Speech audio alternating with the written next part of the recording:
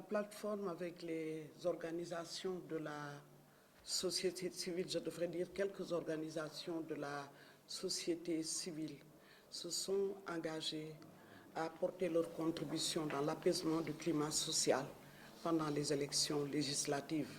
Cette expérience, nous l'avons déjà vécue pendant les élections territoriales. Comme vous le savez, durant le processus électoral, des manquements ou des irrégularités sont souvent source de conflits et les conséquences sont graves pour les populations.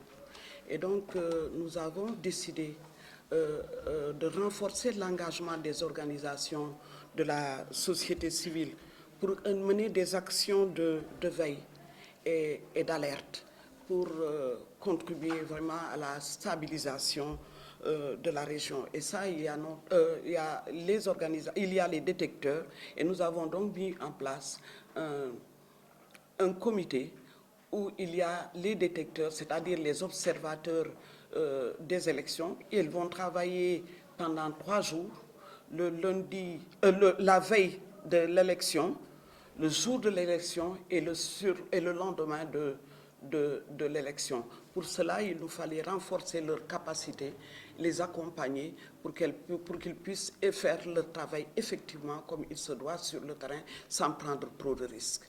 Nous avons un plan d'action que nous avons mis en place et dans ce plan d'action, il y a une campagne de sensibilisation sur la participation citoyenne et le droit de vote, une sensibilisation également des acteurs politiques et des populations, également une formation qu'on va faire toujours avec les observateurs et les médiateurs pour avoir cette capacité de pouvoir détecter les foyers de tension et agir très rapidement pour que les choses ne s'enflamment pas.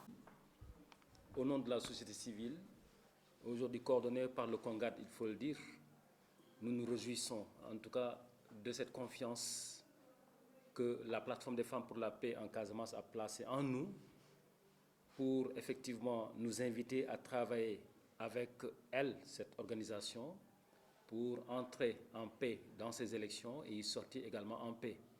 C'est notre rôle, c'est notre devoir de participer, de prendre nos responsabilités et de jouer notre partition pour qu'effectivement, qu'au sortir de ces élections, que le Sénégal y sorte avec une démocratie renforcée.